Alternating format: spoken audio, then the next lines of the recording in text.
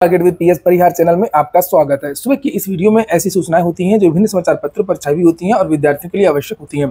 तो आइए शुरू करते हैं और देख लेते हैं कि आज के समाचार पत्रों में विद्यार्थी जीवन से संबंधित कौन कौन सी सूचनाएं हैं। आगे बढ़ने से पहले एक सूचना उन विद्यार्थियों के लिए जो विद्यार्थी बिहार बीएड एंट्रेंस एग्जाम की तैयारी कर रहे हैं। यहाँ पर ये मेरे पास एक पुस्तक आई हुई है बिहार बीएड एंट्रेंस एग्जाम की, जो कि चक्षु प्रकाशन की है। काफी अच्छी पुस्तक है ये। इसमें सारा का सारा सिलेबस कवर किया गया है, चाहे वो जनरल इंग्लिश कम्प्रीहेंशन हो, हिंदी सामान्य ज्ञान हो, तार्किक एवं विश्लेषणात्मक तर्क शक्ति हो या विद्यालय में शिक्षण अधिगम वातावरण वाला पोर्शन। इसमें 6 साल पेपर तो मिलते ही हैं, साथ में 2100 से ज्यादा बहुविकल्पीय प्रश्न भी दिए हुए हैं। काफी अच्छी पुस्तक है। सभी कापी किताबों की दुकानों में चक्षु प्रकाशन की यह बेस्ट बुक आपको इसमें मिल जाएगी। और इसमें ये देख सकते हैं, ये सॉल्व पेपर है और इसके बाद में संभावित प्रश्न अलग से दिए हुए हैं। और इस पुस्तक की खासियत ये है कि इसमें जो प्रश्न दिए हुए हैं वो संभावित प्रश्न है। जिस प्रकार के प्रश्न इसमें पूछे जाते हैं उसी प्रकार के प्रश्नों का इसमें समावेश किया गया है। इसमें प्रश्न दिए हुए हैं, उसके बाद में आपको आंसर देखने को मिल जाएंगे और इसके बाद में आप लोग यहाँ पर इसकी विस्तृत व्याख्या भी देख सकते हैं। अगर कोई प्रश्न घुमा फिरा करके पूछा जाए तो भी आप लोग उसे हल कर सकते हैं, जैसे आप लोग यहाँ पर देख भी रहे हैं। तो देख लीजिएगा, लिंक मैंने वैसे इसकी डिस्क्रिप्शन में दे दिया है। आप लोग ऑनलाइन भी मंगवा सकते हैं और सभी कापी किताबों की दुकानों में भी चक्षु प्रकाशन की ये बेस्ट बुक मिलती है विलंब शुल्क के साथ में। अभी भी बिहार बीएड के लिए विद्यार्थी आवेदन कर सकते हैं। सबसे पहले बिहार बीएड की ही बात कर लेते हैं। यहाँ पर आप लोग देख सकते हैं, लिखा हुआ है कि विलंब शुल्क के साथ में 29 मई से 4 जून तक आवेदन करने की सुविधा दी गई है। इससे पहले बिना विलंब शुल्क के आवेदन की अंतिम तिथि 28 मई थी। पहले बिहार की भर्तियों के बारे में ही चर्चा कर लेते हैं।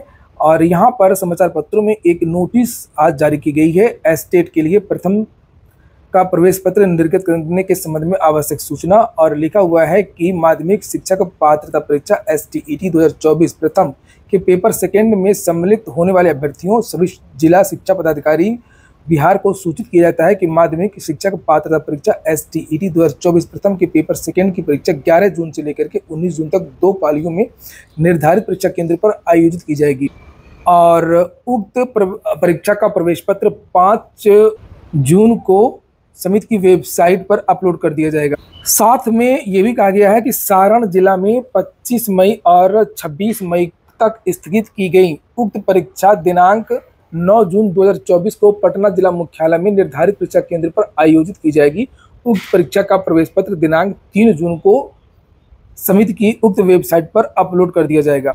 पटना हाईकोर्ट से वैकेंसी भी आई है ट्रांसलेटर की, जिससे आप लोग यहाँ पर देख सकते हैं, लिखा है online application are invited from eligible candidates for recruitment to 60 vacant post of translator group B post and 20 vacant post of translator cum proof reader group B post in the high court of judicature at Patna both in level 7। ये वेतनमान लिखा है 44,900 से लेकर के 1,42,400 of पे matrix of 7th PRC plus usual allowance.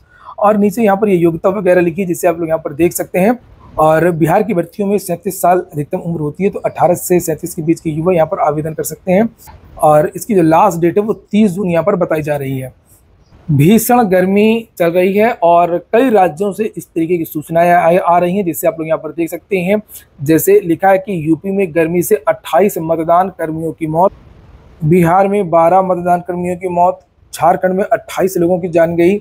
गर्मी बहुत है, लेकिन आप लोग वोट डालें। सभी छात्र और जो भी लोग हैं वो जरूर जाएं, क्योंकि आज अंतिम चरण की वोटिंग भी है, उसको लेकर के भी सूचना है। अंतिम चरण में यूपी की 13 सीटों पर आज पड़ेंगे वोट।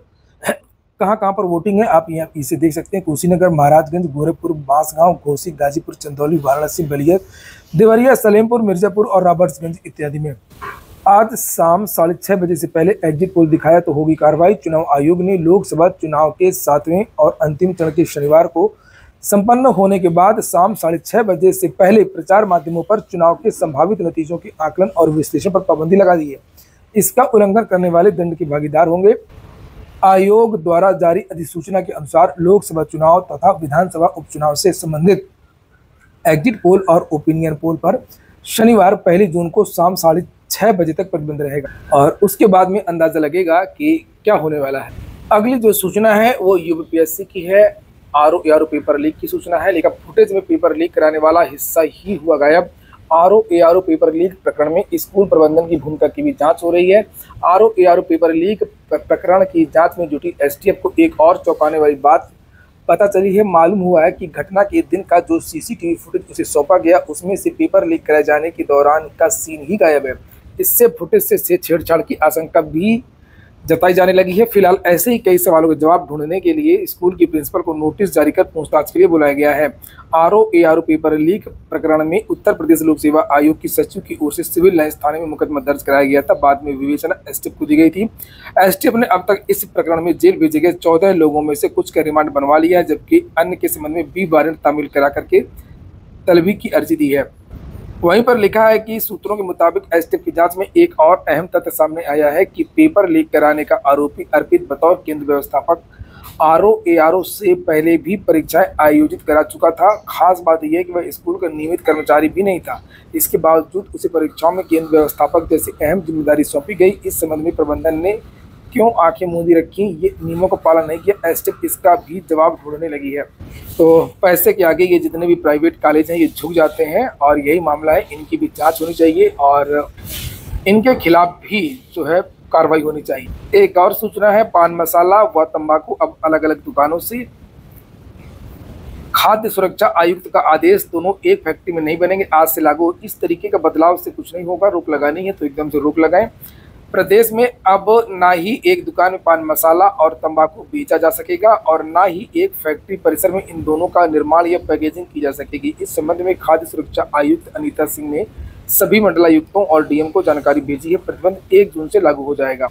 चूंकि हाईकोर्ट ने रोक लगाई थी तंबाकू युक्त पान मसाला में, उसके बाद में इन लोगों ने तोड़ निकाल ली। तंबाकू की अलग पुड़िया बना दी, गुटखे की अलग बना दी और इसके लिए भी कुछ न कुछ हल ये लोग निकालेंगे।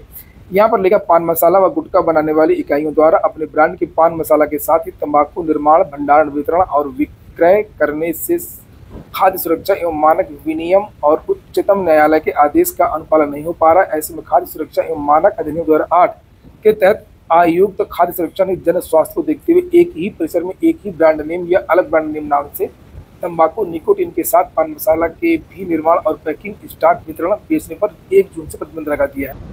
अंतिम सूचना एलटी ग्रेड की है और जैसा कि पता है कि उत्तर प्रदेश लोक सेवा आयोग से एलटी ग्रेड का विज्ञापन आने वाला है और अभी ये तो नहीं कहा जा सकता कि इसका विज्ञापन कब आएगा। जब इसकी ऑफिशियल जानकारी दी जाएगी तभी मालूम चलेगा। लेकिन इस बार की जो भर्ती है वो बड़ी भर्ती हो सकती है। इसके बारे में मैंने आप लोगों को जानकारी दी थी और बहुत सारे विद्यार्थी उसके बाद में मेरी पिछले वीडियो में कमेंट कर रहे थे कि सर क्या इसमें इस बार बदलाव होगा। तो निश्चित तौर पर एलटी ग्रेड शिक्षक भर्ती में बदलाव होने जा रहा है। पेपर के पैटर्न में प्री और मेंस की परीक्षा होगी। पहला पेपर जो है वो आपका ऑब्जेक्टिव हो सकता है और जो दूसरा पेपर है वो डिस्क्रिप्टिव हो सकता है। लोक सेवा आयोग ने पहले ही कहा था कि अब उत्तर प्रदेश लोक सेवा आयोग से ऐसी कोई भी भर्ती नहीं होगी जिसमें एक ही परीक्षा हो। या तो एक परीक्षा, एक साक्षात्कार, इस तरीके से चल जाएगा मामला, या तो फिर 2 परीक्षाएं होंगी, प्री और मेंस। तो अब ये तय हो चुका है कि एलटी ग्रेड में प्री और मेंस होगा। बिहार अब उच्च माध्यमिक में नियुक्ति में अतिथि शिक्षकों को वेटेज मिलेगा। प्रत्येक वर्ष की सेवा अवधि के लिए 5 अंक की वेटेज के आधार पर अधिकतम 25 अंक। इसको लेकर के मैंने कल वीडियो भी बनाया था। शिक्षा विभाग ने बीपीएससी को पत्र भी भेज दिया है। पीजीआई में 1152 नए पदों पर जल्द भर्ती होगी। लिखा, संस्थान में स्टाफ की कमी दूर होगी। पत्रों में कुछ और भी भर्तियों के बारे में जानकारी दी गई है। ये देख सकते हैं आप लोग। उत्तर मध्य रेलवे कॉलेज टुंडला, जिला फिरोजाबाद से वैकेंसी निकली है संविदा शिक्षकों की और यहाँ पर विस्तृत ये नोटिफिकेशन है। संविदा के आधार पर ये भर्ती है। विभिन्न प्रकार के इसमें पद हैं, जैसे प्रवक्ता, रसायन विज्ञान, भूगोल, अंग्रेजी, वाणिज्य, इतिहास, नागरिक शास्त्र, गणित, जीव विज्ञान, हिंदी, अर्थशास्त्र और इस तरीके से टीजीटी के भी पद हैं और पीजीटी के भी पद हैं। विभिन्न प्रकार के पद हैं। तो ये जो नोटिफिकेशन इसे आप लोग यहाँ पर देख सकते हैं और ये प्रारूप है। इस प्रारूप में आपको आवेदन करना है। ये इस तरीके से भर करके भेजना है। वेतन यहाँ पर 27,500 रुपये मिलेगा, ये देखिए पीजीटी में, और 26,250 टीजीटी में मिलेगा। विस्तृत नोटिफिकेशन में टेलीग्राम पर डाल दूंगा, जिसकी लिंक डिस्क्रिप्शन में उपलब्ध है। आप लोग वहाँ पर जाकर के जो योग्यता वगैरह है उससे देख सकते हैं। लोक सेवा आयोग ने साइकियाट्रिस्ट के 37 पदों में से 17 विद्यार्थियों का चयन किया है। चिकित्सा, स्वास्थ्य एवं परिवार कल्याण विभाग, एलोपैथी में चिकित्सा अधिकारी ग्रेड 2 साइकियाट्रिस्ट सीधी भर्ती का परिणाम उत्तर प्रदेश लोक सेवा आयोग ने शुक्रवार को घोषित कर दिया। तो ठीक है दोस्तों, ये हो गया आज का वीडियो। पूरा वीडियो सुनने के लिए बहुत बहुत